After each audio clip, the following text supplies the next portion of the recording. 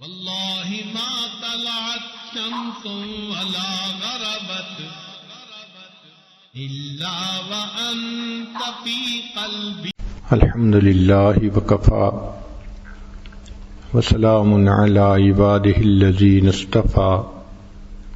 أما بعد، أعوذ بالله من الشيطان الرجيم. بسم الله الرحمن الرحيم. والله غالب على أمره ولكن أكثر الناس لا يعلمون. سبحان ربك رب العزة عما يصفون وسلام على المرسلين والحمد لله رب العالمين.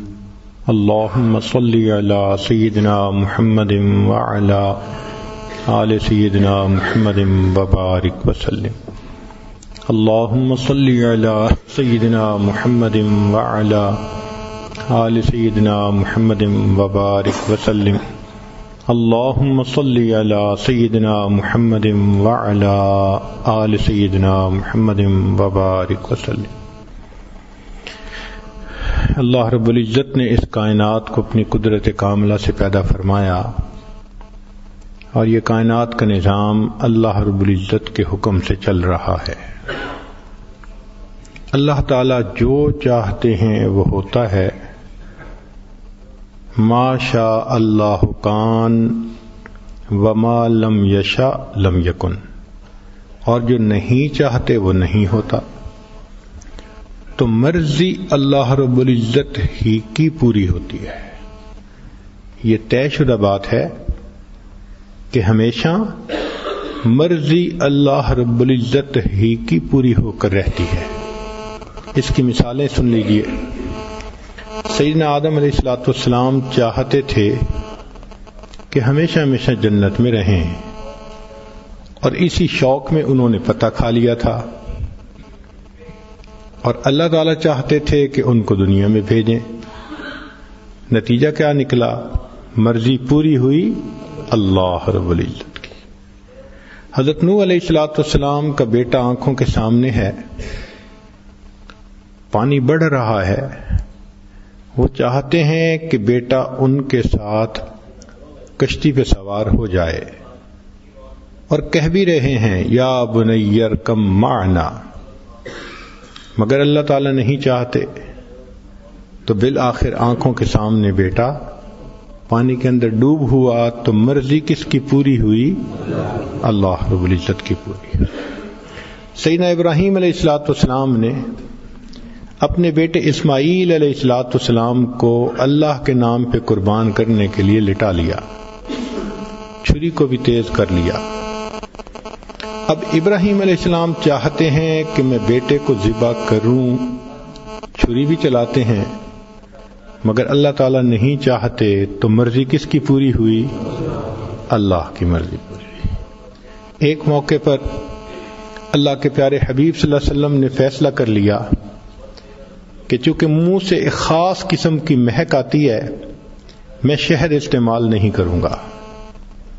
چنانچہ محبوب صلی اللہ علیہ وسلم نے شہد کو استعمال کرنا چھوڑ دیا، اور اللہ تعالیٰ چاہتے تھے کہ آپ استعمال کرتے رہیں.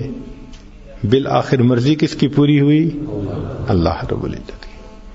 تو یہ طے شدہ بات ہے، کوئی بھی معاملہ ہو، کوئی بھی کام ہو، مرضی ہر حال میں اللہ رب العزت کی پوری ہوتی ہے. وہ عظمتوں والے ہیں، کبریائی والے ہیں، وہ ہر ایک کو پوچھ سکتے ہیں، اور کوئی ان کو نہیں پوچھ سکتا. پروردگار ہیں، لا یسأل عما یفعل، کوئی نہیں پوچھ سکتا ان کو، وہ جس کو چاہے پوچھ سکتے ہیں. چنانچہ جو انسان اللہ رب العزت کے حکم سے ٹکراتا ہے وہ اپنا نقصان کرتا ہے. اس کی مثال یوں سمجھ لیں کہ پہاڑ کے ساتھ جو بندہ سر ٹکرائے تو اس کی اپنی کھوپڑی ٹوٹ جائے. چٹان کا کیا نقصان ہونا ہے؟ یہ سر مارے گا تو اپنا سر پھوڑے گا. یہی حال ہے اس بندے کا جو حکم خدا کو توڑتا ہے وہ اپنی بربادی کو دعوت دیتا ہے، وہ اپنے اوپر اللہ کے عذاب کو دعوت دیتا ہے۔ آپ ذرا غور کیجئے کہ شیطان نے ہزاروں سال اللہ کی عبادت کی تھی، حتیٰ کہ اس کو طاؤس الملائکہ کہا جاتا تھا۔ کتنا بڑا مرتبہ اس نے پا لیا تھا۔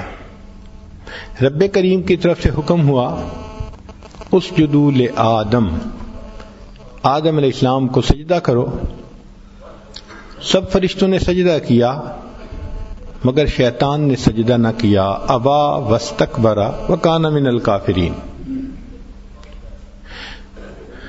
جب اللہ رب العزت نے پوچھا ما منعک اللہ تسجد، کہ تجھے کس چیز نے سجدہ کرنے سے روکا، تو اس نے شیطان نے آگے سے ایک لاجک پیش کی کہ اللہ خلقتنی من نار وخلقتہ من طین، مجھے تو آپ نے آگ سے پیدا کیا جو بلندی کی طرف جاتی ہے، اور آدم علیہ السلام کو آپ نے مٹی سے پیدا کیا جس میں پستی ہے۔ انا خیر منہ، میں ان سے زیادہ اعلیٰ ہوں۔ اب یہ پہلا حکم تھا جو اس نے توڑا، اس سے پہلے کوئی حکم نہیں توڑا تھا، مگر اللہ رب العزت کا حکم توڑنا یہ اتنا بڑا گناہ ہے کہ اس میں پہلے اور دوسرے کی بات ہی نہیں ہوتی۔ آپ نے دیکھا کہ بجلی کو کوئی ہاتھ لگائے تو کہتے ہیں کہ بجلی پہلی مرتبہ کی غلطی بھی معاف نہیں کرتی، اس لیے کہ بجلی ہے۔ تو بجلی کو ہاتھ لگاؤ تو پہلی غلطی معاف نہیں ہوتی، تو حکم خدا کو توڑنا پہلی غلطی کی، مگر سامنے اس نے لاجک بیان کی۔ رب کریم نے فرمایا فخرج منہا فإنک رجیم، نکل جا یہاں سے تو مردود ہے۔ اور پھر آگے عجیب بات کہی وَإِنَّ عَلَيْكَ لَعْنَتِي إِلَى يَوْمِ الدِّينِ، اور قیامت تک تیرے اوپر میری لعنتیں برستی رہیں گی۔ ذرا غور کیجئے، کہاں طاؤس الملائکہ کا رتبہ، اور کہاں فرمایا کہ قیامت تک تیرے اوپر میری لعنتیں برستی رہیں گی۔ کیوں ایسا ہوا؟ اس نے حکم خدا کو توڑا اور غلطی ماننے کی بجائے آج ایک لاجک دینے لگ گیا۔ اچھا دوسری طرف دیکھیے، سیدنا آدم علیہ السلام جنت میں رہ رہے ہیں، رب کریم نے فرمایا کہ اس درخت کا آپ نے پھل نہیں کھانا، مگر شیطان پیچھے پڑ گیا، اس کو حسد تھا، اس کو کینہ تھا کہ ان کی وجہ سے میں دھتکارا گیا، چنانچہ اس نے ان کے دل میں بات ڈالی کہ کیا آپ ہمیشہ ہمیشہ جنت میں رہنا چاہتے ہیں؟ اور آدم علیہ السلام فرشتوں کو دیکھ چکے تھے کہ ہمیشہ اللہ کی عبادت میں مشغول ہیں، کوئی سجدے میں ہے، کوئی قیام میں ہے، کوئی رکوع میں ہے، کوئی اتحیات میں ہے، اور جو جس حال میں ہے وہ ہمیشہ ہمیشہ اسی حال میں رہے گا۔ وہ دیکھ چکے تھے کہ فرشتے ایسی بندگی کرتے ہیں کہ لا یعصون اللہ ما امرہم ویفعلون ما یؤمرون، تو ان کے دل میں بھی ایک تمنا تھی کہ میں بھی اللہ کے قرب میں رہوں اور میں بھی ہمیشہ ہمیشہ اللہ کی بندگی میں رہوں۔ شیطان نے قسمیں کھائیں، وقاسمہما، آدم علیہ السلام اور اماں حوا کے سامنے شیطان نے قسمیں کھائیں کہ بھائی تم اگر اس درخت کا یہ پھل کھاؤ گے تو تم ہمیشہ ہمیشہ رہو گے، جنت سے کبھی نکل ہی نہیں سکتے۔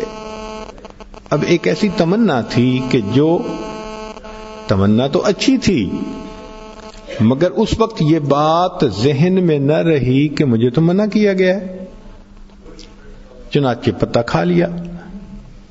اللہ تعالیٰ جو دلوں کے بھید جاننے والے ہیں وہ فرماتے ہیں وَلَمْ نَجِدْ لَهُ عَزْمًا، ہم نے ان کے دل میں نافرمانی کا ارادہ نہیں پایا، یعنی ایسا نہیں تھا کہ یاد تھا کہ منع کیا اور پھر سوچا کوئی بات نہیں میں کر لیتا ہوں، نہیں، وہ بھول ہی گیا تھا، بات ہی ذہن سے نکل گئی تھی۔ ہم اپنی زندگی میں بارہا بھولتے ہیں، ذہن میں چیز نہیں رہتی۔ تو آدم علیہ السلام کے ذہن میں بات نہ رہی اور انہوں نے ایک اچھی نیت کو سامنے رکھ کے کام کو کر لیا۔ اللہ نے فرما دیا کہ انہوں نے ارادے سے نافرمانی، انٹینشنلی نافرمانی نہیں کی، ڈس اوبے نہیں کیا۔ اب جب کر لیا تو رب کریم نے پوچھا کہ کیا میں نے منع نہیں کیا تھا؟ فوراً احساس ہو گیا، کوئی جواب نہیں، کوئی لاجک نہیں، کوئی اس کی ایکسپلینیشن نہیں، سمپل ایک بات یہ ہوئی کہ آدم علیہ السلام نے کہا ربنا ظلمنا انفسنا، اے ہمارے پروردگار ہم نے اپنی جانوں پہ ظلم کیا، وَإِن لَّمْ تَغْفِرْ لَنَا وَتَرْحَمْنَا، اور تو اگر ہمیں مغفرت نہ فرمائے اور ہم پر رحم نہ کرے، لَنَكُونَنَّ مِنَ الْخَاسِرِينَ، تو ہم تو خسارہ اٹھانے والے۔ تو آدم علیہ السلام کا معافی مانگ لینا اللہ رب العزت کی طرف سے رحمت کے نزول کا سبب بنا۔ اللہ تعالیٰ نے غلطی تو معاف فرما دی، ہاں یہ کہا کہ اب تم دنیا میں جاؤ اور وہاں زندگی گزارو، اس کے بعد میرے پاس آؤ گے۔ تو دو معاملے ہمارے سامنے ہیں، شیطان نے بھی حکم توڑا مگر اس نے تکبر کی وجہ سے توڑا، عجب کی وجہ سے توڑا، خود پسندی کی وجہ سے توڑا، اور جب اس کو غلطی کا احساس دلایا گیا تو بجائے غلطی ماننے کے اکڑ دکھائی۔ نتیجہ کیا ہوا کہ اللہ رب العزت کے دربار سے دھتکار دیا گیا۔ آدم علیہ السلام سے بھی ایک حکم ٹوٹا مگر بھولے میں، نیت تو نہیں تھی، غلطی ہو گئی۔ جب احساس دلایا گیا تو فوراً اسٹریٹ اوے جھک گئے، معافی مانگ لی، اللہ کے سامنے عاجزی دکھائی، اللہ رب العزت نے ان کی توبہ کو قبول فرما لیا۔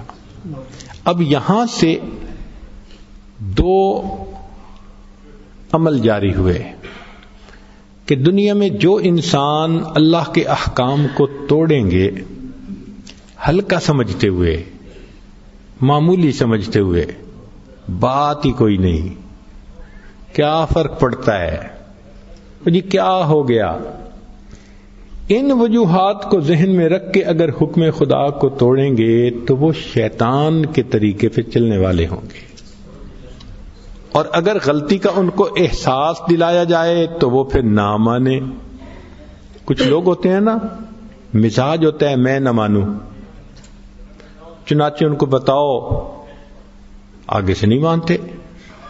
اللہ کی شان دیکھو، آج کل تو یہ مزاج عام ہوتا جا رہا ہے، بیوی میں نہ مانوں، لاجک دیتی رہتی ہے، خامند کوئی بات کر دے وہ کہے گی میرا مشورہ زیادہ بہتر ہے۔ ہر گھر کے اندر یہ لاجکس چل رہی ہیں، یہ آرگومنٹس چل رہے ہیں۔ آج کے مسلمانوں کی زندگیوں کو ذرا غور سے دیکھو تو آپ کو ہر میاں بیوی آرگومنٹس دیتے نظر آئیں گے۔ بیوی ایک بات مان لے گی تو دو نہیں مانے گی، دو مان لے گی تو تیسری میں ثابت کرے گی کہ جو میں کہہ رہی ہوں وہ زیادہ بہتر ہے۔ تو ہمارا ایک مزاج بن گیا لاجک دینے کا، آرگومنٹس دینے کا یا نہ ماننے کا، یہ شیطانی مزاج ہے۔ اور مادیت پرستی کی وجہ سے، روحانیت پر محنت نہ کرنے کی وجہ سے آج ہم اس گناہ کے مرتکب ہو رہے ہیں۔ اچھا، اس میں صرف برے شامل نہیں ہیں کہ فاسق فاجر سب ایسے ہو، نہیں، نیک بھی شامل ہیں، جو نمازی ہیں، جو دین کا کام کرنے والے ہیں، جو تہجد پڑھنے والے ہیں، ذکر کرنے والے ہیں، علم سیکھنے والے ہیں، اس کے مرتکب وہ بھی ہوتے ہیں۔ کیوں؟ کام تو کر لیتے ہیں، پھر آگے میں نے یہ کام اصل میں اس وجہ سے کیا تھا۔ حضرت اقدس تھانوی رحمۃ اللہ علیہ فرماتے ہیں کہ جاہل کام کرے گا تو شرمندہ ہو کر گناہ سمجھ کر کرے گا، مجرم سمجھ کے کرے گا اپنے آپ کو. اور فرماتے ہیں کہ طالب علم کام کرے گا تو جسٹیفائی کر کے کرے گا، اور کام کو جسٹیفائی کر کے کرنا اس کو اور بڑا گناہ بنا دیتا ہے. اپنا واقعہ لکھتے ہیں، فرماتے ہیں کہ زمانے طالب علمی میں میرے ساتھ خود یہ واقعہ پیش آ گیا. ایک جگہ میلہ لگتا تھا، الٹے سیدھے کام ہوتے تھے. عمر چھوٹی تھی تو میرے دل میں خیال آیا ذرا دیکھیں تو صحیح میلے میں کیا ہوتا ہے. فرماتے ہیں کہ میں میلہ دیکھنے چلا گیا. جب بڑوں کو پتہ چلا تو پوچھا استاد نے کہ بھئی کیوں گئے تھے؟ تو فرمانے لگے میں نے لاجک گھڑی کہ میں چونکہ عالم بن رہا ہوں اور عالم بننے کے بعد لوگ مجھ سے میلے کے بارے میں پوچھیں گے تو مجھے پتہ ہونا چاہیے وہاں کیا ہوتا ہے.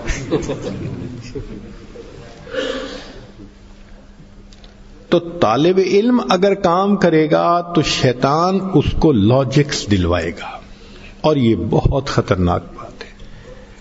آج اس چیز کو ہائی لائٹ کرنے کی ضرورت ہے کہ بندگی کچھ اور ہے. وہ سر جھکا دینے کا نام ہے، سر تسلیم خم کرنے کا نام ہے. کوئی لاجک نہیں چلتی وہاں، بس اتنا پتہ چلے کہ یہ حکم خدا ہے، بندہ سر جھکا دیتا ہے. وہ حلال کو حلال سمجھتا ہے، حرام کو حرام سمجھتا ہے. لیکن جب نفس کا غلبہ ہو، شیطان پیچھے پڑا ہوا ہو، غالب ہو طبیعت کے اوپر، تو پھر انسان کی یہ کوشش ہوتی ہے کہ با برحمن، با مسلمان اللہ اللہ، با برحمن رام رام، کہ میں گناہ بھی کرتا رہوں اور اللہ کے مقبول بندوں کی فہرست میں بھی شامل رہوں. این خیال است و محال است جنوں، یہ پاسبل ہی نہیں ہے. چنانچہ جب غلطی کوئی یاد دلائے، احساس دلائے یا خود احساس ہو، تو غلطی کو مان لینا، تسلیم کر لینا، یہ ایک بڑی اچھی صفت ہے. ہم یہ کہنے کی عادت ڈالیں غلطی ہوئی معاف کر دیجیے. آج ہم نہیں کہتے. ویسے تو آپ دیکھیں تو دنیا سوری سوری کرتی پھر رہی ہے، ذرا ذرا سی بات پہ سوری. مگر دین کے معاملے میں بھی ہم سوری کیوں نہیں کرتے؟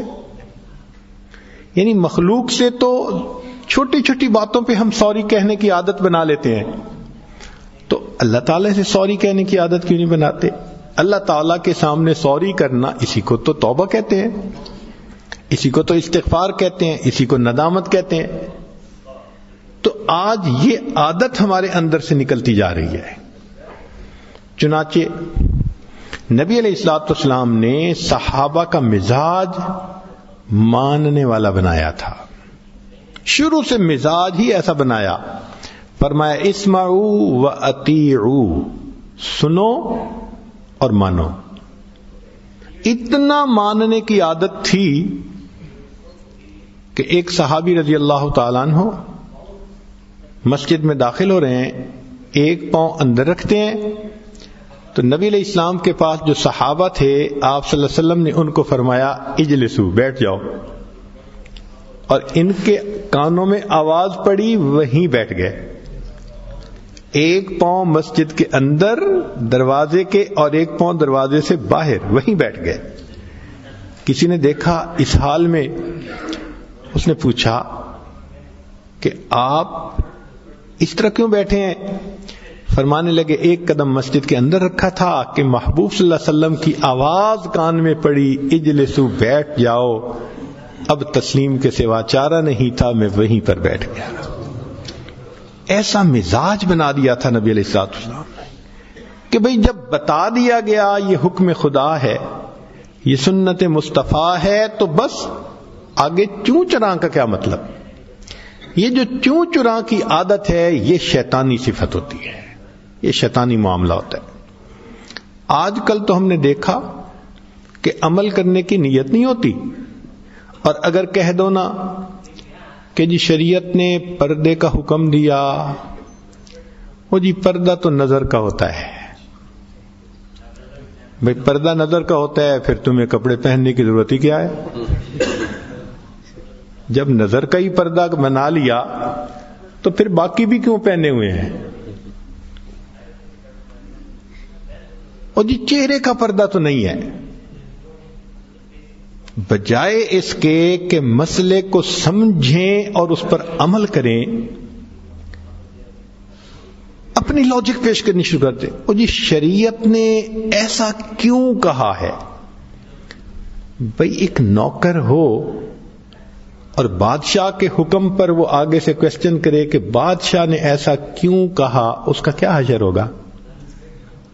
اسی وقت اٹھا کے پھینک دیا جائے گا نا باہر کہ تم تو خاک روب ہو، جھاڑو دینے والے، اور تم بادشاہ کے حکم پہ پوچھتے ہو کہ ایسا کیوں کہا.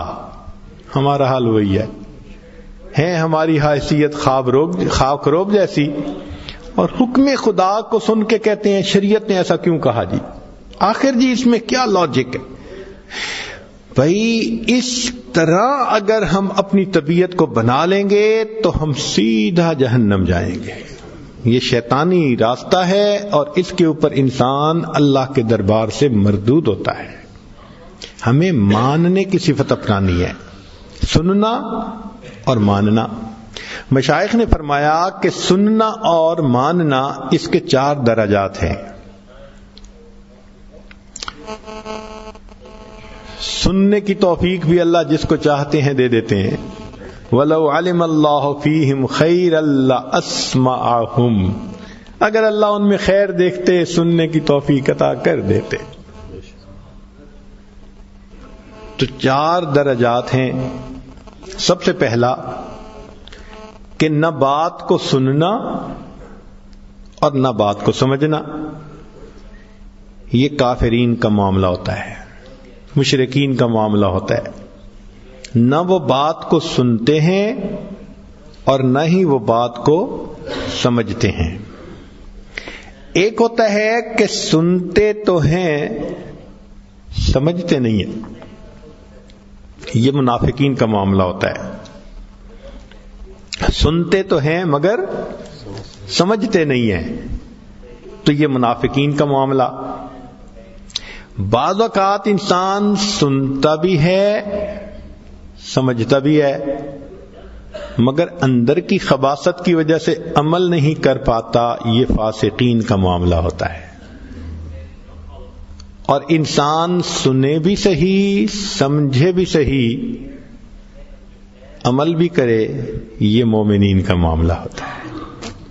تو ہمیں اللہ رب العزت سے یہ نعمت مانگنی ہے کہ اللہ ہمیں سننے سمجھنے اور اس پر عمل کرنے کی توفیق عطا فرما. اس لیے تو جہنم میں جل رہے ہوں گے تو فرشتے ان سے پوچھیں گے تمہارے پاس کوئی سمجھانے والا نہیں آیا تھا؟ تمہیں اللہ کی طرف کوئی بلانے والا نہیں آیا تھا؟ کوئی ڈرانے والا نہیں آیا تھا کہ ایسی آگ کے عذاب سے تم ڈرو بچو؟ آگے سے جواب دیں گے لو کننا نسمع، اے کاش اگر ہم سنتے، او نعقلو، یا ہمارے اندر عقل کی رتی ہوتی، ہم نے سمجھا ہوتا، ما کننا فی اصحاب السعیر، تو ہم جہنم والوں میں سے نہ ہوتے. اس کا مطلب ہے کہ جہنم میں وہی جائے گا یا تو سنتا ہی نہیں اور سمجھتا ہی نہیں، یا سنتا تو ہے سمجھتا نہیں ہے. اللہ تعالیٰ سے دونوں نعمتیں مانگیں، اللہ سننے کی بھی توفیق عطا فرمائے، سمجھنے کی بھی توفیق عطا فرمائے، اور اس پر عمل کی بھی توفیق عطا فرمائے. حکم خدا ہے، ایک ہی اس کا ریسپانس ہونا چاہیے، کیا کہ جی حاضر، لبیک، اللہ میں حاضر ہوں. جو آپ کا حکم سرے تسلیم خم ہے، جو مزاج یار میں آئے، جو مالک حکم فرما دیں، اسی کا نام بندگی ہے. چنانچہ ایک بزرگ فرماتے تھے کہ مجھے بندگی ایک غلام نے سکھائی. تو کسی نے کہا کیسے؟ فرمانے لگے کہ میں غلام کو لایا تو میں نے اس سے پوچھا بھئی تمہارا نام؟ کہنے لگا جو آپ پکاریں وہی میرا نام. میں نے کہا تمہارا کام جو آپ ذمہ لگائیں وہی میرا کام، تمہارا لباس جی آپ جو پہنائیں گے وہی میرا لباس، بھئی تمہارا کھانا جو آپ کھلائیں گے وہی میرا کھانا۔ کہنے لگے کہ اس بچے نے مجھے بندگی سکھا دی کہ بندہ اسے کہا کرتے ہیں۔ تو ہمیں بھی اللہ رب العزت کے سامنے اسی طرح جو مالک کا حکم ہم حاضر، ہم تو ماننے کے لیے ہیں۔ جب ذہن یہ بنا لیں گے تو پھر نیکی کرنی ہمارے لیے آسان ہو جائے گی، اور ایسا کرنے کے لیے اللہ کی عظمت کو دل میں بٹھانا پڑتا ہے۔ آپ دیکھیں رب کریم کتنے عظیم ہیں کہ جب مسجد کی طرف بلایا جاتا ہے تو اذان کہی جاتی ہے، اس میں 4 مرتبہ کہا جاتا ہے اللہ اکبر اللہ اکبر اللہ اکبر اللہ اکبر۔ کیوں 4 مرتبہ کہا جاتا ہے؟ علماء نے لکھا کہ 4 چیزیں ہیں، ہوا، پانی، آگ اور مٹی۔ ہر ایک کی اپنی ایک طاقت ہے اور ہر ایک کی اپنی مخلوق ہے۔ ہوا کے اندر کتنی طاقت ہے؟ اللہ اکبر، قوم عاد کے اوپر ہوا کا عذاب آیا، ان کو پٹک پٹک کے زمینوں پہ مار دیا گیا۔ آج بھی ٹورنیڈو اگر کسی جگہ آ جاتا ہے تو مکانوں کی چھتیں اڑا کے لے جاتا ہے۔ یہ آگ، یہ ہوا کا اتنا بڑا عذاب ہوتا ہے، اتنی طاقت ہوتی ہے۔ چنانچہ ایک مرتبہ ایک جگہ پر ٹورنیڈو آیا اور اس نے ایک گاڑی کو، کار کو اٹھا کر 300 کلومیٹر دور جا کر پھینکا۔ پتہ کیسے چلا؟ کہ تھوڑی دیر پہلے اس کار والے کو ٹکٹ ملی تھی، تو اس کی گاڑی میں ٹکٹ پڑی ہوئی تھی، تو ادھر بھی ٹائم جگا ہوا تھا، اور ٹورنیڈو نے اس کو اٹھا کے 300، اصل میں اس کا ڈایا میٹر ہی 300 کلومیٹر تھا۔ اب بتائیے کہ کتنی طاقت ہوگی کہ کار کو اٹھا کر 300 کلومیٹر دور پھینک دیا۔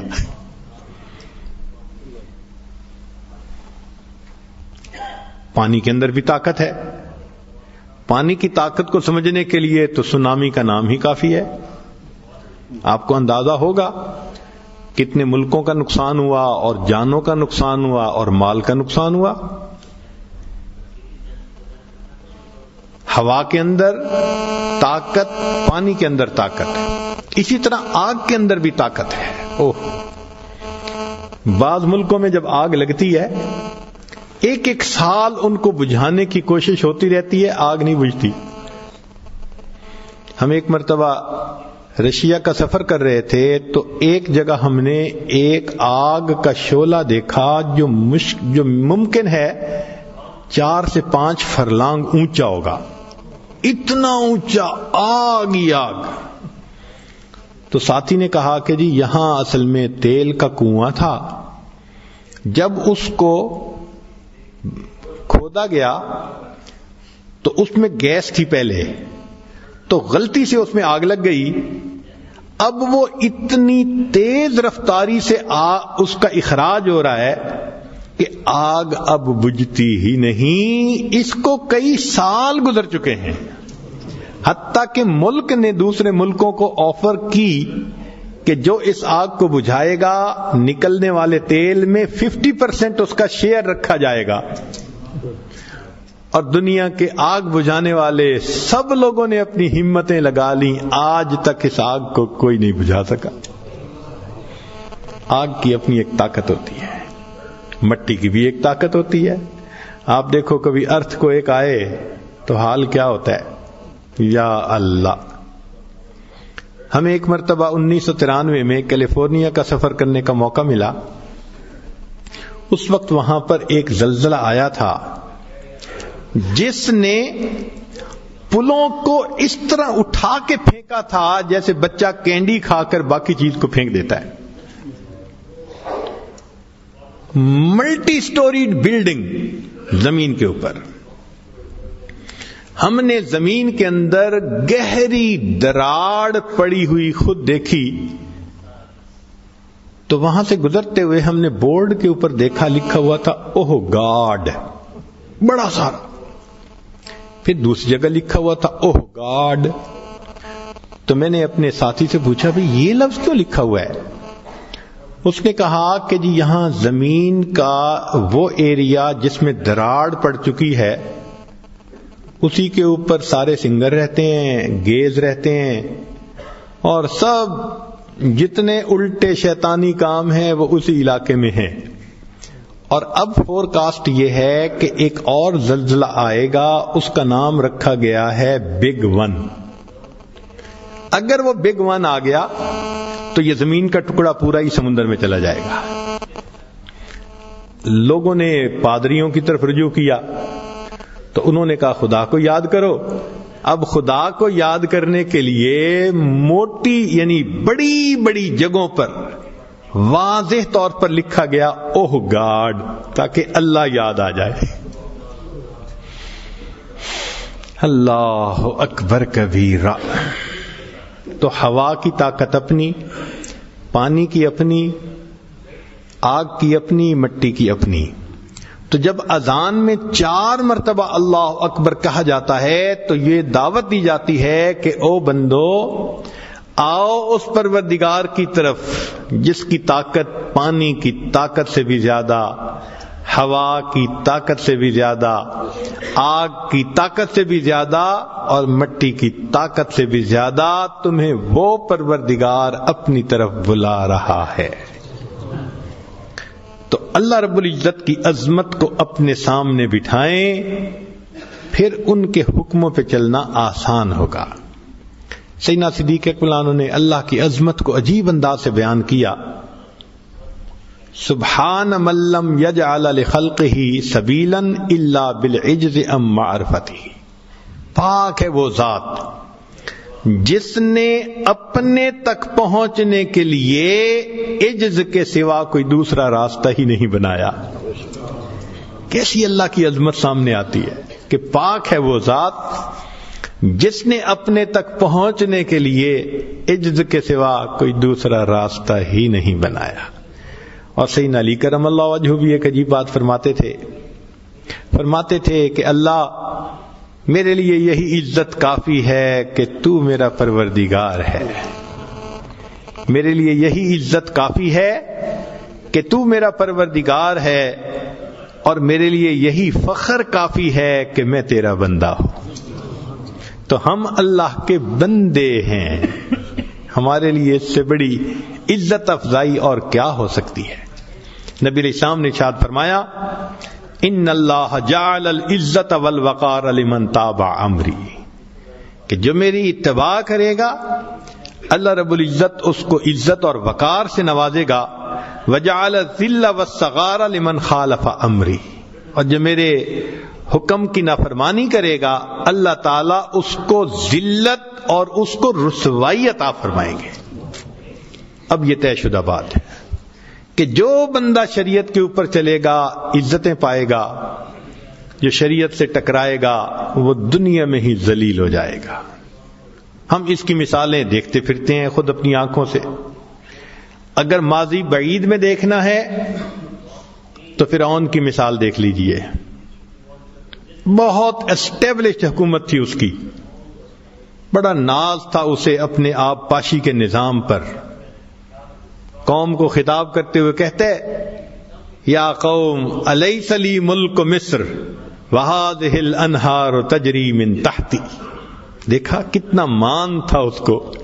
اور اللہ کی شان دیکھے کہ جن دریاؤں پہ اس کو مان اور ناز تھا اللہ نے اسی دریا میں ڈبو کے مارا. تو یہ ناز تھا نا، ذرا ہم تجھے اسی میں ڈبو کے ماریں گے، تمہیں پتہ چل جائے گا. قارون کو دیکھو کہ اتنا مال تھا، کہتا تھا کہ یہ پیسہ میں نے ایسے نہیں کمایا، بڑی محنت سے کمایا ہے. اوتیتہ علی علم من عندی اللہ نے مجھے میاں کیپیبلٹیز دی ہیں، مینٹل آئی کیو لیول دیا ہے، اور میں نے اپنے بزنس کی اسٹریٹجی ایسی بنائی اور ڈیل ایسی کی کہ پیسہ کمایا، مفت میں تھوڑا ملا ہے، اس کو پیسے پہ مان تھا کہ دیکھیں اللہ نے پیسے سمیت اس کو زمین کے اندر دھسا دیا۔ قوم عاد کو دیکھیے، ان کو اپنی طاقت پہ بڑا ناز تھا، کہا کرتے تھے من اشد منا قوہ، کون ہے ہم سے زیادہ طاقت والا، اور اللہ تعالیٰ نے تصدیق کی، فرمایا لم یخلق مثلھا فی البلاد، ان جیسی طاقت والی قوم پھر دنیا میں نہیں پیدا ہوئی۔ لیکن اللہ رب العزت نے بالآخر ان کو برباد فرما دیا، چونکہ وہ اللہ کی نافرمانی کرتے تھے۔ ایک قوم تھی وَتَنْحِتُونَ مِنَ الْجِبَالِ بُيُوتًا، پہاڑوں کو کھود کے گھر بناتی تھی، صالح علیہ السلام کی قوم۔ اس عاجز کو ایک مرتبہ اس جگہ جانے کا موقع ملا، حیران تھا پہاڑوں کو کھود کے کیسے انہوں نے اونچے اونچے گھر بنائے ہوئے تھے۔ عقل حیران ہو جاتی ہے، انوکھی چیز نظر آتی ہے، لیکن انہوں نے اللہ کی نافرمانی کی، اللہ نے ان کا نام مٹا دیا۔ هل تحس منهم من احد او تسمع لهم رکزا، آج کسی کی بات ہی نہیں ہے یاد کسی کا۔ وَكَأَيٍّ مِّن قَرْيَةٍ أَتَتْ عَنْ أَمْرِ رَبِّهَا وَرُسُلِهِ فَحَاسَبْنَاهَا حِسَابًا شَدِيدًا وَعَذَّبْنَاهَا عَذَابًا نُكْرًا فَذَاقَتْ وَبَالَ أَمْرِهَا وَكَانَ عَاقِبَةُ أَمْرِهَا خُسْرًا۔ دیکھا قرآن مجید میں کرسٹل کلیئر لفظوں میں بتایا گیا کہ تم سے پہلے بہت ساری قومیں آئیں، کسی کو مال پہ ناز تھا، کسی کو آبپاشی کے نظام پہ ناز تھا، کسی کو طاقت پہ ناز تھا، لیکن جو ہمارے حکموں سے ٹکرایا ہم نے سب کا نام و نشان ہی مٹا دیا۔ یہ واقعات کیوں بیان کیے گئے؟ ہمیں سبق دلانے کے لیے، عبرت دلانے کے لیے کہ اب تمہاری باری ہے، سوچ لو اگر انہی کے رستے پہ چلو گے تو انجام بھی وہی ہوگا۔ اس لیے نافرمانی کی بجائے اللہ تعالیٰ کی فرما برداری والا ذہن بناؤ۔ اس لیے قرآن مجید میں یہ واقعات فرمائے گئے۔ چنانچہ رب کریم فرماتے ہیں فَلَمَّا آسَفُونَا انتَقَمْنَا مِنْهُمْ، جب انہوں نے ہمیں متاسف کیا، یعنی ہمارے حکموں پہ عمل نہ کیا، انتقمنا منہم، پھر ہم نے ان سے انتقام لیا۔ یا اللہ، جب رب کریم انتقام لینے پہ آ جائیں، انا من المجرمین منتقمون، فرماتے ہیں مجرموں سے ہم انتقام لیتے۔ فصب علیہم ربک صوت عذاب، پھر تیرے رب نے ان کے اوپر عذاب کا کوڑا پھینکا۔ ان ربک لبالمرصاد، فرمایا وَيُوثِقُ سَاقَهُ أَحَدٌ، فرمایا انی اعذبہ عذاب اللہ اعذبہ احد من العالمین۔ تو رب کریم اللہ اکبر اگر جلال میں آ جائیں تو عجیب بندے کا حشر ہو جاتا ہے۔ اس لیے ہمیں چاہیے کہ حکم خدا کی عظمت اپنے دلوں میں بٹھائیں، اور جہاں عمل سامنے آئے کہ یہ خدا کا حکم ہے بس جھکا جائیں۔ ہاں اگر بتقاضے شیطانیت یا نفسانیت ہم غلط کر بیٹھیں تو مجرم تو سمجھے، پھر لاجک تو پیش نہ کرے نا۔ لاجک پیش کرنے سے تو شیطان کا حشر ہوگا نا، کہ اللہ سے دربار سے دھتکار دیے جائیں گے، ہمیشہ ہمیشہ لعنتیں برسیں گی۔ تو پہلا قدم حکم خدا کے سامنے سر جھکا دینا، اور اگر کہیں کوتاہی ہو تو اپنے گناہ کا اقرار کر لینا۔ جیسے آدم علیہ السلام نے فوراً کہہ دیا تھا ربنا ظلمنا انفسنا۔ انسان اپنے عملوں پہ ناز نہ کرے. قرآن مجید میں ایک مثال ہے، اس کو پڑھتے ہوئے نا دل کانپ جاتا ہے. آپ ذرا غور کیجئے گا. بنی اسرائیل کا ایک بڑا عابد زاہد تھا، صومعہ میں ہر وقت عبادت کرتا تھا. روایات میں آتے ہیں 400 سال عبادت کی، حتیٰ کہ مستجاب الدعوات بن گیا. مستجاب الدعوات کا کیا مطلب؟ جو دعا مانگتا تھا قبول ہوتی تھی، جو دعا مانگتا تھا قبول ہوتی تھی. اب ذرا دیکھیے، اس درجے پر پہنچنے کے بعد پھر اس نے نفس پرستی کی. اللہ تعالیٰ فرماتے ہیں وَلَوْ شِئْنَا لَرَفَعْنَاهُ بِهَا وَلَكِنَّهُ أَخْلَدَ إِلَى الْأَرْضِ وَاتَّبَعَ هَوَاهُ. اس نے اپنی نفس کی پیروی کی، پھر کیا ہوا؟ فَمَثَلُهُ كَمَثَلِ الْكَلْبِ، فرماتے ہیں اس کی مثال کتے کی مانند ہے. یہ لفظ پڑھتے ہوئے نا کانپ جاتا ہے بندہ کہ اللہ 400 سال تو سجدے کیے تھے نا اس نے، 400 سال تو نمازیں پڑھی تھی نا اس نے، سجدے کیے تھے نا آپ کے سامنے. 400 سال سجدوں کے بعد اگر نفس کے پیچھے چلا تو آپ پھٹکار دیتے ہیں ہمارے پلے تو کچھ ہے بھی نہیں. تو اس لیے اول تو یہ کہ حکم خدا کے سامنے سر جھکا دیں، اور دوسرا قدم یہ کہ اگر غلطی ہو جائے تو اقرار کرنے میں دیر نہ کریں.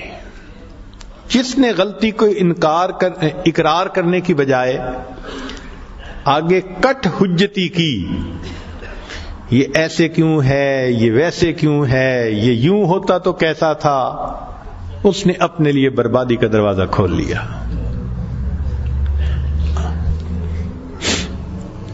اس لیے ابن قیم رحمت اللہ علیہ نے لکھا ہے کہ اے دوست، یہ نہ دیکھو کہ گناہ چھوٹا یا بڑا، بلکہ اس ذات کی عظمت کو دیکھو جس کے حکموں کا تم انکار کر رہے ہو،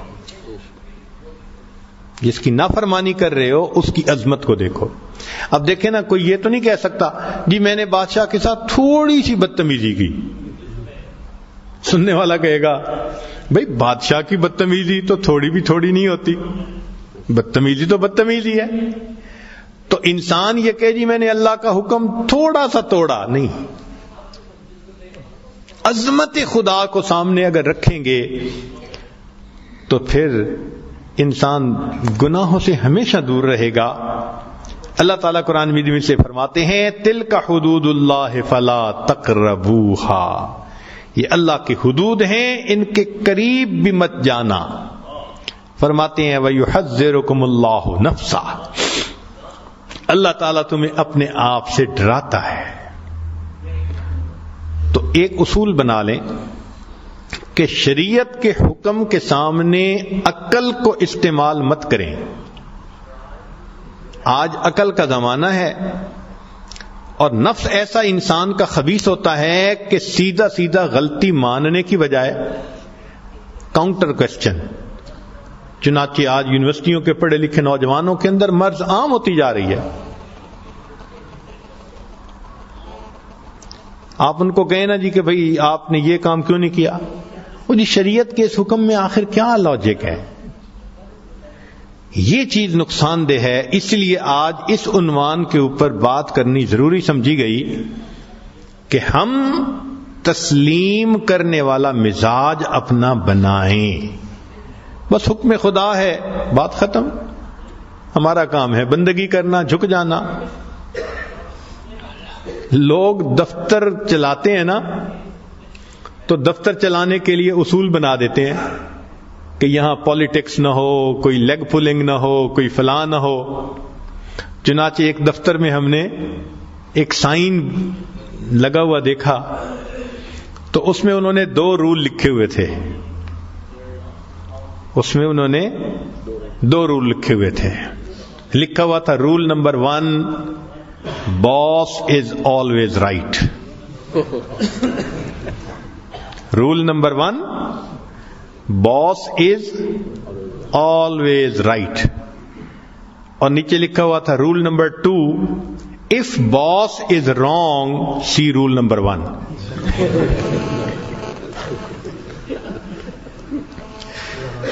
اب دیکھیے دنیا کا نظام چلانا ہے اور اس کے لیے لوگ قانون بناتے ہیں کہ باس از آلویز رائٹ, اور roll number 2, if boss is wrong see roll number 1. تو بھائی کائنات کا نظام بھی تو رب نے چلانا ہے نا. اس لیے ذہن بنا لیں کہ جو شریعت نے کہا بس سچ ہے, سمجھ میں آئے تو بھی سچ ہے, نہ سمجھ میں آئے تو بھی سچ ہے. اس کو بندگی کہتے ہیں, اور یہ چیز ہے جو انسان کو گناہوں سے بچا لیتی ہے. لہذا خواجہ معین الدین چشتی اجمیری رحمۃ اللہ علیہ نے تنبیہ الغافلین کے حوالے سے فرمایا کہ 4 باتیں لوہے کی لکیر ہیں, جب ان کو آزماؤ گے سچا پاؤ گے. 4 باتیں لوہے کی لکیر ہیں, جب آزماؤ گے ان کو سچا پاؤ گے. پہلی بات فرمائی کہ جو انسان فرض ادا کرنے میں سستی کرے گا وہ اللہ کی حمایت سے محروم ہو جائے گا. جو انسان فرض کے ادا کرنے میں سستی کرے گا تو کیا ہوگا؟ اللہ تعالی کی حمایت سے محروم ہو جائے گا. اللہ کی مدد, اللہ کی رحمت, اللہ کی برکت اس کے ساتھ نہیں ہوگی. تو جو انسان فرض کے ادا کرنے میں سستی کرے گا تو کیا وبال ہوگا کہ اللہ تعالیٰ کی حمایت سے محروم کر دیا جائے گا. اور جو انسان سنت کی پیروی میں سستی کرے گا وہ قیامت کے دن شفاعت سے محروم کر دیا جائے گا. اور تیسری بات فرماتے ہیں کہ جو شخص اپنے والدین کو راضی کرے گا اور ان کی دعائیں لے گا اللہ اس کی دنیا کے رزق میں برکتیں ڈالیں گے.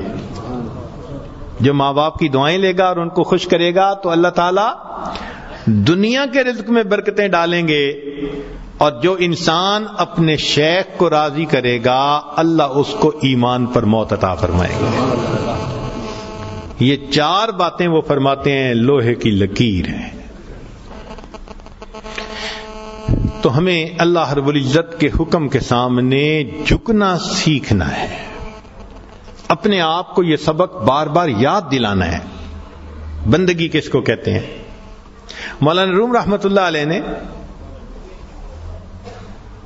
سلطان محمود غزنوی اور ایاز کے 3 واقعات لکھے ہیں. بڑی عجیب کہانیاں لکھی ہیں. فرماتے ہیں کہ سلطان محمود ایک نیک بادشاہ تھا. اس کے پاس ایک دیہاتی نوجوان آ گیا. اس کا تعلق دیہات سے تھا, تعلیم بھی نہیں تھی, کچھ ایسی تربیت بھی نہیں تھی, مگر بادشاہ کے دربار میں آ کے جب خدمت پہ لگا تو اس نے اتنی اچھی خدمت کرنی شروع کی کہ تھوڑے دنوں میں بادشاہ کی آنکھوں میں بڑا درجہ پا گیا. بادشاہ نے اپنے مقرب بندوں میں شامل کر لیا. اب جو پہلے سے مقربین تھے نا وہ بہت جیلس ہوتے تھے. ہم بڑے خاندانوں والے اور بڑی عقل سمجھ والے, تعلیم والے, ہم بادشاہ کے مشیر تھے. یہ کل کا نوجوان پتہ نہیں کہاں سے آ گیا دیہات سے اٹھ کے کہ بادشاہ کی اس کے اوپر بڑی خاص نظر پڑتی ہے.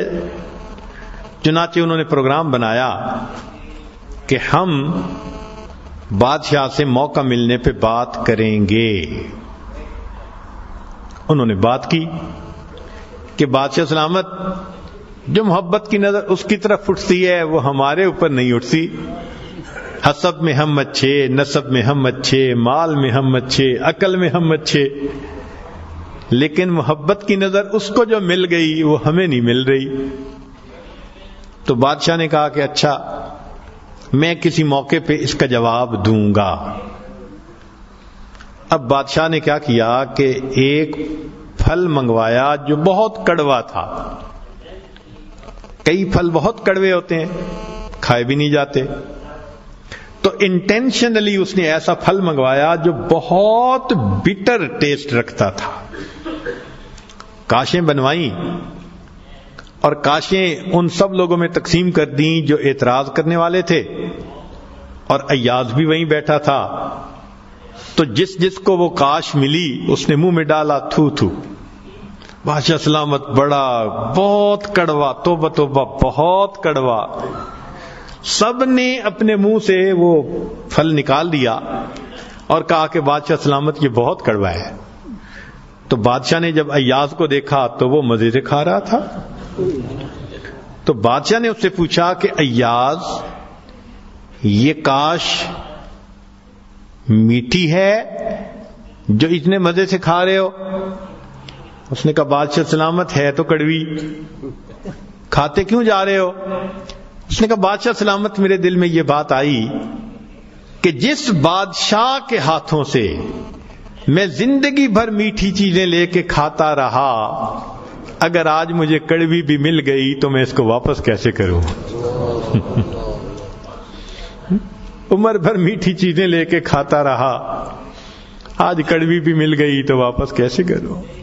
کاش کہ یہ چیز ہمارے اندر آ جاتی کہ جس پروردگار کی نعمتوں سے ساری زندگی ہم انجوائے کرتے رہتے ہیں, اگر کبھی کوئی اس کی طرف سے آزمائش کی گھڑی بھی آ جائے تو ہم پھر شکوہ کیوں کرتے ہیں؟ خیر, بات آئی گئی ہو گئی. اب بادشاہ نے سوچا کہ بھائی یہ لوگ جو بہت اعتراض کرنے والے تھے نا, ان کے سامنے کوئی اور ایسا ہیلا کرنا چاہیے کہ ذرا ان کو بات سمجھ میں آ جائے. تو ایک دن بادشاہ آیا اور اس نے کہا کہ دیکھو بھائی, آج میں تم سب کی عقل کا امتحان لوں گا, تمہارا آئی کیو لیول دیکھوں گا کیا ہے, اور میں دیکھتا ہوں کہ کون اس میں پاس ہوتا ہے. اب جب بتا دیا تو سب بڑے محتاط ہو گئے. بادشاہ نے ایک موٹا سارا ہیرا دکھایا, دیکھو یہ کتنا قیمتی ہے, کتنا چمکدار ہے, اور اتنے کیرٹ کا ہے, اور ایک ہتھوڑا بھی ساتھ دیا. اور پہلے کو کہا کہ جی یہ ذرا ہیرا جو ہے توڑ کے دکھاؤ. اب وہ سمجھ رہا تھا کہ بادشاہ نے ہم سے امتحان لینا ہے ہماری سمجھداری کا.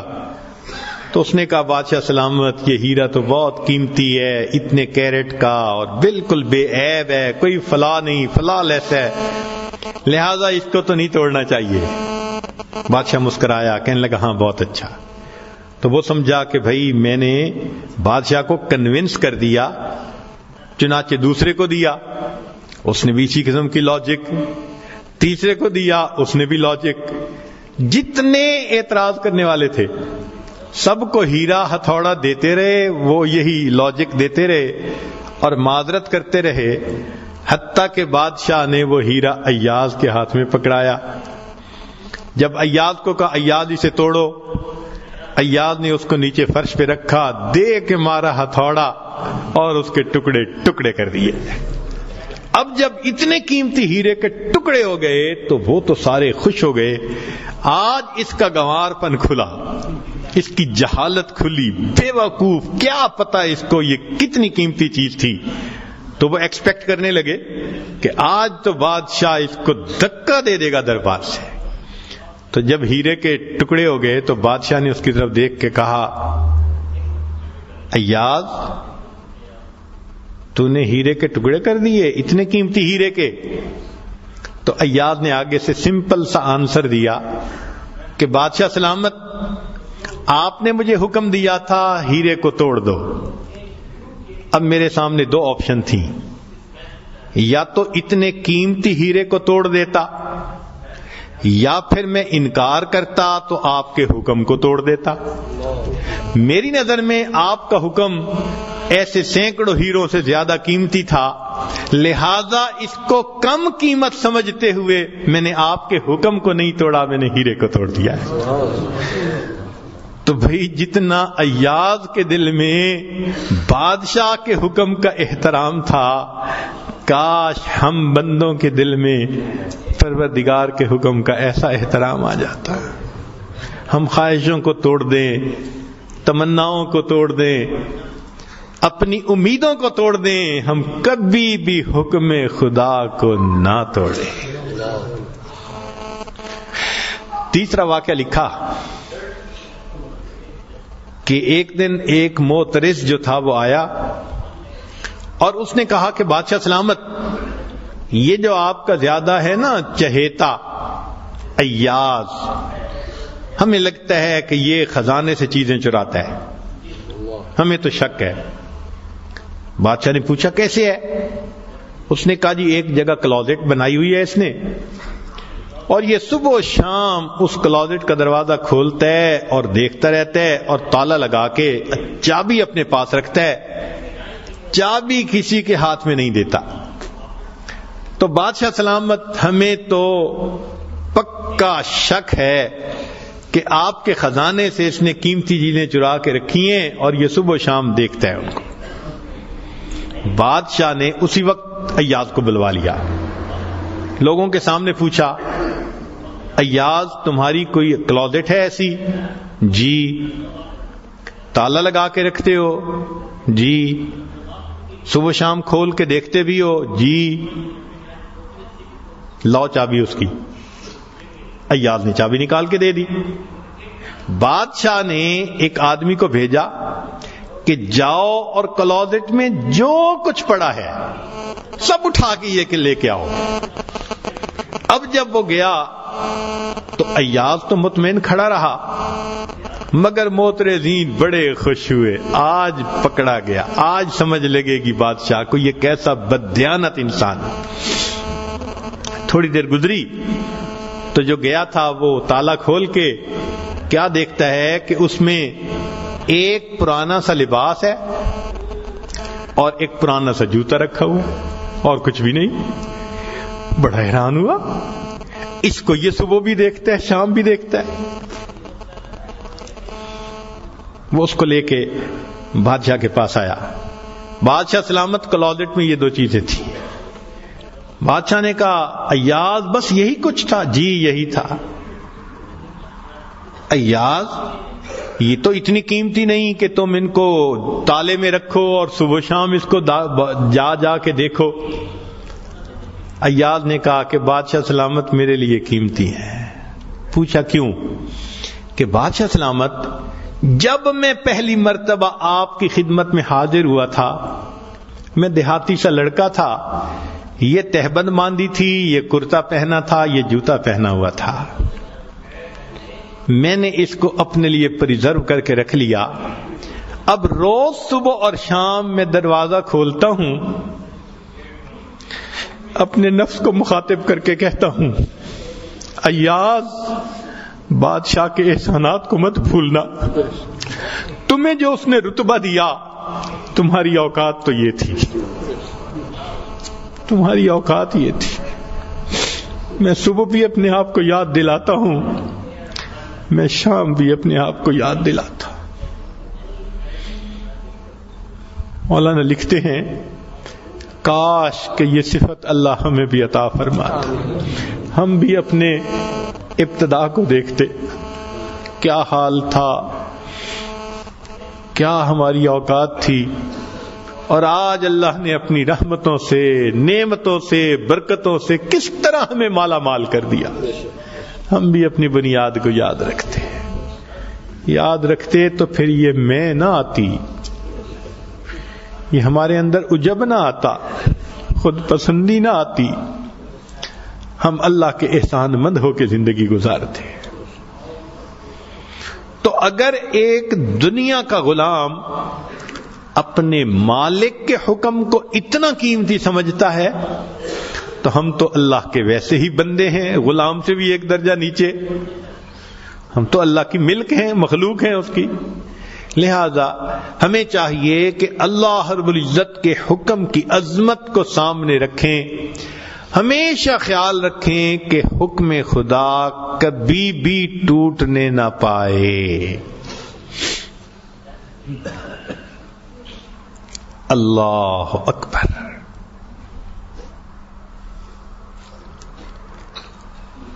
حکم خدا کے سامنے انبیاء کیسے سر جھکاتے تھے. سنیے قرآن عظیم الشان. نوح علیہ السلام کشتی کے اندر بیٹھے ہیں، اپنا سگا بیٹا پانی کے اندر ہے.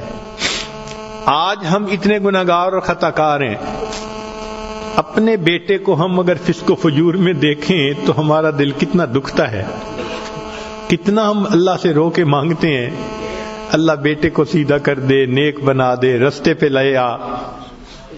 وقت کے نبی کی کیا کیفیت ہوگی؟ اپنا بیٹا آنکھوں کے سامنے ہے اور وہ فرماتی ہے یا بنی ارکب معنا، اور بیٹا نہیں سنتا.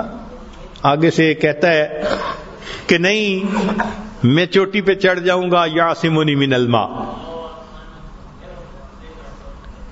اور جب یہی بات کر رہا تھا فحال بینہم الموج فکان من المغرقین، ایک موج، ایک لہر آئی اور اللہ نے اس نوجوان کو وہیں غرق کر دیا والد کی آنکھوں کے سامنے. تو نوح علیہ السلام کا دل کتنا غمزدہ ہوا ہوگا. اس وقت نوح علیہ السلام نے اللہ کو پکارا. قرآن مجید میں ہے وَنَادَى نُوحٌ رَبَّهُ فَقَالَ رَبِّ إِنَّ ابْنِي مِنْ أَهْلِي وَإِنَّ وَعْدَكَ الْحَقُّ. یہ عرض کیا کہ اے اللہ یہ بیٹا میرے اہل میں سے تھا اور آپ کا وعدہ تھا کہ میں تجھے اور تیرے اہل کو بچاؤں گا. اللہ آپ کے وعدے سچے. وَأَنْتَ أَحْكَمُ الْحَاكِمِينَ، اور آپ تو بہت بڑے اختیار والے ہیں. آگے سے جواب کیا ملا؟ قَالَ يَا نُوحُ إِنَّهُ لَيْسَ مِنْ أَهْلِكَ، اے نوح علیہ السلام یہ آپ کے اہل میں سے نہیں تھا. إِنَّهُ عَمَلٌ غَيْرُ صَالِحٍ، اس کے عمل اچھے نہیں تھے. اور آگے فرما دیا فَلَا تَسْأَلْنِ مَا لَيْسَ لَكَ بِهِ عِلْمٌ، مجھ سے مت سوال کیجئے وہ جس کا تمہیں پتہ نہیں. انی اعیذک ان تکون من الجاہلین، میں آپ کو نصیحت کرتا ہوں جاہلوں والا معاملہ نہ کریں. نبی علیہ السلام گناہوں سے معصوم، اللہ کے فرما بردار، اللہ کے نام کے زندگی جن کی وقف ہے، وہ ایک بات کہتے ہیں اور آگے سے یہ ڈانٹ بھرا خطاب جب سنا تو یہ نہیں کہا کہ اللہ آپ ہی کا تو وعدہ تھا، نہیں، جیسے فرمایا انی اعیذک ان تکون من الجاہلین. قال، اللہ کی عظمت کو جانتے تھے، سمجھتے تھے، فوراً سر جھکا کے یہ کہہ دیا رب انی اعوذ بک ان اسألک ما لیس لی بہ علم والا تغفر لی وترحمنی اکن من الخاسرین. یہ وہ حضرات تھے جو اللہ کی عظمتوں کو پہچانتے تھے، جو جانتے تھے کہ اللہ کتنے بڑے ہیں. بڑے سے بات کرتے ہوئے بندے کے پاؤں کے کانپ رہا ہوتا ہے. بالکل وہی منظر نظر آتا ہے کہ نوح علیہ السلام کو خطاب ہوا، اسی وقت کپ کپا گئے اور فوراً کہا رب انی اعوذ بک ان اسألک ما لیس لی بہ علم والا تغفر لی وترحمنی اکن من الخاسرین. جو نیکی کی معصومیت کی زندگی گزارنے والے ہوں وہ اتنا ڈرتے ہیں تو سوچئے پھر ہمارا کیا حال ہے. اللہ کی بے نیازی کو دیکھنا ہو تو آدم علیہ السلام کا جنت سے نکلنا دیکھو، بندگی کے نظارے دیکھنے ہو تو نوح علیہ السلام کو جو خطاب ہوا ذرا اس پر غور کرو. اللہ کی عظمت کو دیکھنا ہو تو ابراہیم علیہ السلام کی ہچکچاہٹ کو دیکھو. اللہ کی عظمت کو دیکھنا ہو یعقوب علیہ السلام کی مصیبت کو دیکھو. اللہ کی عظمت کو دیکھنا ہو تو یوسف علیہ السلام کا جیل کے اندر جا کر 9 سال گزارنا دیکھو. اگر بندگی کو دیکھنا ہے زکریا علیہ السلام کے سر پہ آرا چلتا ہوا دیکھیے، یحییٰ علیہ السلام کی گردن کٹتی ہوئی دیکھیے، یونس علیہ السلام کو مچھلی کے پیٹ میں گرفتار ہوتا دیکھیے، انہم کانوا یسارعون فی الخیرات ویدعوننا رغبا ورہبا وکانوا لنا خاشعین۔ وہ اللہ کی عظمتوں کو جانتے تھے۔ ان ہستیوں کے ساتھ اگر یہ معاملات آ سکتے ہیں، ہم کس کھیت کی گاجر مولی؟ ہم اپنی اوقات کو دیکھیں، ہم آج چھوٹی چھوٹی باتوں پہ اللہ کے حکم کو توڑ دیتے، سمجھتے ہی نہیں کہ اس کی شان کیا ہے۔ تو آج اس مجلس میں ہم اللہ رب العزت سے یہ دعا مانگیں، اللہ ہم پر رحم فرما دیجئے، ہمارے دلوں میں اپنے حکم کی عظمت پیدا کر دیجئے۔ نبی علیہ الصلوۃ والسلام اللہ کے محبوب ہیں، آقا صلی اللہ علیہ وسلم کے بال سفید ہو گئے۔ پوچھنے والے نے پوچھا، اے میرے محبوب صلی اللہ علیہ وسلم، آپ کے بال اتنا جلدی سفید کیوں نہ ہوئے، کیوں ہو گئے؟ فرمایا قرآن مجید کی ایک آیت ہے، رب کریم نے فرما دیا فاستقم کما امرت ومن تاب معک۔ اس کا اپنی زبان میں ترجمہ کریں نا ہم، فاستقم کما امرت، تو ترجمہ بنے گا اے میرے حبیب صلی اللہ علیہ وسلم تکلے کی طرح سیدھے رہیے۔ ہمارے ہاں وہ ایک تار ایک راڈ ہوتا ہے بالکل سیدھا، ذرا سا ادھر ادھر ہو جائے تو وہ مشین میں خرابی آ جاتی ہے، ہم اس کو تکلا کہتے ہیں۔ تو فرماتے ہیں اے میرے حبیب صلی اللہ علیہ وسلم فاستقم کما امرت، جیسے حکم دیا گیا اس کے اوپر جمے رہیے۔ یعنی دوسرے لفظوں میں فرماتے ہیں کہ آپ بندگی کرنے میں تکلے کی طرح سیدھے رہیے، یہ حکم خدا ہے۔ ومن تاب معک، اور جو آپ کے ساتھ توبہ طائب ہوئے وہ بھی سیدھے رہے، یہ میرے احکام ہیں۔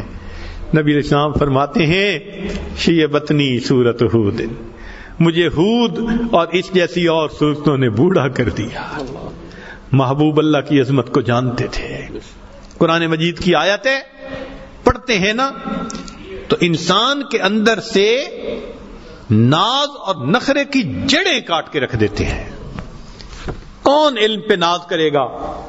رب کریم اپنے حبیب صلی اللہ علیہ وسلم کو فرماتے ہیں اے میرے حبیب صلی اللہ علیہ وسلم لئن شئنا لنذهبن بالذی اوحینا الیک، ہم اگر چاہیں جو علم ہم نے آپ کو عطا کیا ہم سب آپ سے واپس لے لیں۔ یا اللہ، آپ اپنے حبیب صلی اللہ علیہ وسلم کو خطاب فرما رہے ہیں، تو کون ہے جو علم پہ ناز کرے اور عمل پہ ناز؟ اس کی بھی جڑیں کاٹ دی۔ فرمایا لولا ان ثبتناک، اگر ہم آپ کو ثابت قدمی عطا نہ فرماتے، لقد کدت ترکن الیہم شیئا قلیلا، آپ ان مشرکین کی طرف تھوڑے سے مائل ہوتے، نتیجہ کیا نکلتا؟ اذا اذقناک ضعف الحیات وضعف الممات ثم لا تجد لك علینا نصیرا۔ اس قرآن پاک کی آیت کا ترجمہ کرنے کی ہمت نہیں ہے۔ اللہ آپ اپنے محبوب کو یہ فرما رہے ہیں، اللہ اکبر کبھی۔ نبی علیہ الصلوۃ والسلام کی ازواج جو محبوب کی محبوبائیں تھیں، محبوب کو جن سے محبت تھی، اللہ ان کو فرماتے ہیں یا نساء النبی من یأت منکن بفاحشۃ مبینۃ یضاعف لها العذاب ضعفین وَكَانَ ذَلِكَ عَلَى اللَّهِ يَسِيرًا۔ جب ان کا معاملہ اللہ کے سامنے یہ ہے تو ہم پھر اپنے آپ کو دیکھیں کہ ہم اللہ رب العزت کے حکموں کو ایسے توڑ دیتے ہیں جیسے کوئی فرق ہی نہیں ہوا۔ ہم سے تو سچی بات کہ بکری زیادہ اچھی، جانور ہے، گھاس کھا رہی ہوتی ہے، اس کا مالک ایک آواز دیتا ہے، مالک کی آواز سن کے گھاس کھانا چھوڑ دیتی ہے۔ ہم اللہ کا حکم سن کے گناہ کرنا نہیں چھوڑتے۔ ہم سے تو چھوٹا بچہ اچھا. ایک بزرگ تھے, آدمی ان کے پاس اپنے بیٹے کو لے کر آیا تو انہوں نے اس کو میٹھا کوئی چیز نکال کر دی. تو بچے نے اپنے والد کی طرف دیکھا اور چیز لینے سے انکار کر دی. انہوں نے دوبارہ چیز دی. بچے نے والد کی طرف دیکھا اور دیکھا کہ اب ہاں کا انداز ہے, تو بچے نے وہ لے لیا. تو ان بزرگوں کی آنکھوں میں آنسو آ گئے. وہ کہنے لگا, حضرت میرے بچے نے آپ سے پہلے نہیں لی, آپ کو اگر دکھ ہوا تو مجھے معاف کر دیں. وہ کہنے لگے, نہیں, مجھے بچے نے سبق سکھا دیا کہ میٹھی چیز بچوں کو مرغوب ہوتی ہے, طبعاً اس کو چاہیے ہوتی ہے, دیکھ کے بے بس ہونے لگتے ہیں. میں نے میٹھی چیز دی, اس نے اپنے باپ کو دیکھا, اس کی طرف سے لینے کا اشارہ نہیں تھا, بچے نے نہ کر دی. پھر اسی باپ نے لینے کا اشارہ کیا تو بچے نے لے لی. تو فرمانے لگے کہ بچے نے میٹھی چیزوں کے باوجود انکار کیا, اپنے ابا کو دیکھا, کاش کہ دنیا کی لذتیں بھی ہمارے سامنے آتی ہیں, ہم ان کو لینے سے پہلے اپنے ربا کو دیکھ لیتے. ہم بھی اپنے رب کی طرف دیکھتے, اللہ آپ اجازت دیتے ہیں تو میں لے لیتا ہوں, آپ منع کرتے ہیں تو میں نہیں لیتا. ہم تو بچے سے بھی گئے گزرے بن گئے. دعا ہے رب کریم ہمیں اپنے احکام کی عظمت عطا فرمائے اور ہم سر جھکا کے پیچھے چلنے والے بندے اس طرح بنے جیسے ہمارے ہاں قربانی کے لیے جانور پالتے ہیں نا, تو ہم اسے کہتے ہیں پالتو لیلا. وہ ایک مینڈا ہوتا ہے, اس کو جب مالک پال لیتا ہے تو پھر اس کو رسی نہیں ڈالتا, بس آگے آگے چلتا ہے, وہ پیچھے پیچھے. مالک چل رہا ہے تو وہ بھی چل رہا ہے, مالک کھڑا ہوا تو وہ بھی کھڑا ہوا, وہ پیچھے پیچھے رہتا ہے اپنے مالک کے. کاش کہ ہم بھی اپنے مالک کے ساتھ اسی طرح ہوتے جس طرح ایک پالتو مینڈا اپنے مالک کے ساتھ ہوتا ہے. بہرحال جو ہم سے کوتاہیاں ہو گئی, آج کی مجلس میں ہم اللہ رب العزت سے معافی مانگیں اور آئندہ اللہ رب العزت کی مدد مانگیں. اللہ اپنے حکم کی عظمت دلوں میں اتار دیجئے اور ہمیں اپنے فرمانبردار بندوں میں شامل کر لیجئے. ابھی مہلت تو ختم نہیں ہوئی نا, زندگی کے اوقات باقی ہیں. آج بھی اگر سچی توبہ کر لیں تو رب کریم ایک ڈیلیٹ کا بٹن دبائیں گے. جیسے میسیجز ہوتے ہیں نا, بہت سارے کالیں ہوتی ہیں, ایک ڈیلیٹ کا بٹن دبانے سے کألم یکن, جیسے تھا ہی نہیں. آج ہم اسی طرح اگر ندامت کا بٹن دبا دینا اور دل سے نادم ہو کہ اللہ ہم نے کتنے گناہ کیے, تو رب کریم کی طرف سے حکم ہو جائے گا, سب گناہ معاف کر دیے جائیں گے. آخر نبی علیہ الصلوۃ والسلام کے امتی ہیں, کلمہ پڑھنے والے ہیں. ہم جتنے بھی آلودہ سہی, فرعون کے جادوگروں سے زیادہ آلودہ تو نہیں ہے نا. ہم جتنے بھی ناپاک سہی, اصحاب کہف کے کتے سے زیادہ ناپاک تو نہیں ہے نا. جب پروردگار اصحاب کہف کے کتے کے ساتھ جنت کا وعدہ فرما دیتا ہے, وہ محبوب صلی اللہ علیہ وسلم کے غلاموں کے ساتھ جنت کا وعدہ کیوں نہیں فرمائے گا. اللہ رب العزت ہمیں آج کی اس مجلس میں سچی توبہ کی توفیق عطا فرمائے اور آئندہ نیکوکاری کی زندگی نصیب فرمائے. وآخر دعوانا ان الحمد للہ رب العالمین.